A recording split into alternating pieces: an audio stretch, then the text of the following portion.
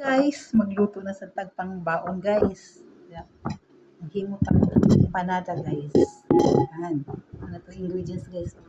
Flour. Maghimo sa tas ato ang one guys. Kamo ba?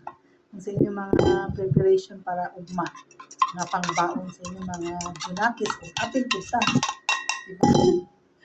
O isang cup lang na flour guys. Tapos asin. Lagyan natin ng asin. Isang teaspoon lang yung asin tapos mantika para sa dough natin, para sa empanada guys. 2 tablespoon lang yung mantika. Tapos i-mix lang natin guys. Mikos-mikos lang. Tapos lagyan natin ng baking powder guys. 1 teaspoon lang din siya. Tapos mikos-mikos ulit natin. Lagyan natin ng kunting tubig ang ating dough para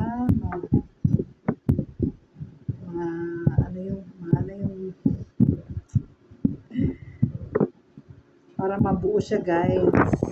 Ayan na. So, yung cellphone ko. Ayan guys. Utay-utayin nyo lang paglagay sa tubig guys. Para ma-mix mo siya ng maayos yung dough mo. Ayan na siya. Dagdagan natin ng tubig. Utay-utayin nyo lang yung 1 cup na. Ako 1 cup na nilalagay ko. Pero pagka nakuha ko na yung consistency niya. Ben, bulol-bulol na. Hindi ko na siya dinadagdag or hindi ko na inuubos yung tubig. Uy, naghugas ko ha. Naghugas ako ng kamay. Yan. Yan yun lang guys. Flour lang siya at saka asin, tapos tubig, tapos mantika. Yan siya guys. Dapat ganito na siya guys. Para pag naglagay tayo ng filling sa loob, hindi siya masyadong basa. Ayan, tapos i-rest muna natin ng mga 1 hour ulit. Ayan guys, sa filling naman natin guys, sa palaman natin itong natin tuna. Tuna, tapos ito, atsal. Sorry. Bell pepper pala. Tapos celery. Ayan, ang ihalo natin. Tapos ito, sibuyas dahon, kamatis, sibuyas, na buo. Tapos, lagyan ko ng ganito para may kunting anghang ang aking empanada. Well, pinarest natin yung dough natin guys. Hiwa-hiwa sa mga halo. Hiwain muna natin yung mga filling natin. Filling.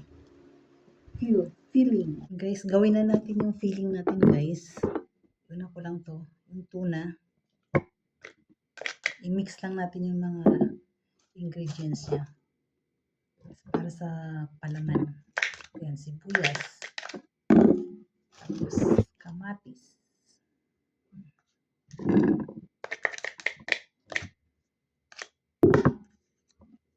Tapos yung sili. O, diba? I-mix lang natin sila guys. Tapos yung celery natin. Ayan. Ganyan lang.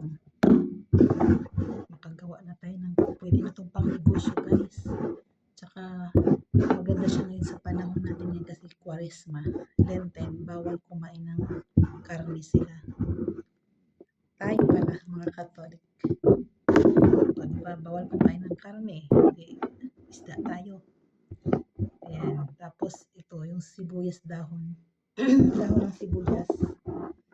Yun, yung kamatis. Nalaglag sila. Ayan. So, ang gagawin natin yan is mix na natin sila guys. Asan na ba yung ano ko? Pero naghugas naman ako guys. So, magaglag sana ako tapos nakalimutan ko. Nag-start na ako. Hugas na ng kamay. Ayan.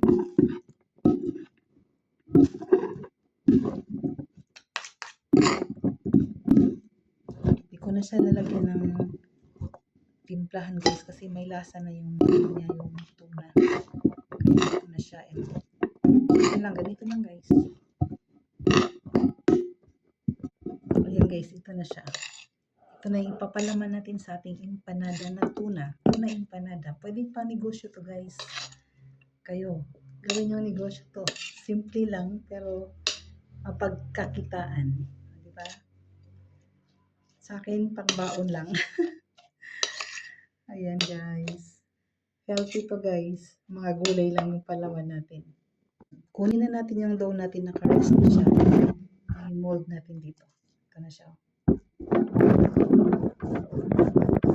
I-roll na natin. Tapos i-cut natin para empanada.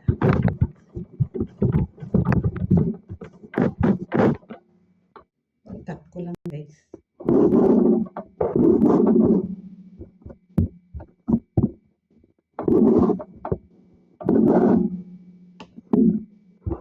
Ayan, ito lang. Ito lang nagawa natin. Tapos, i-flat mo siya. Para lagyan mo na siya ng palaman. Ayan. Umpisa nyo lang guys. Ganito lang.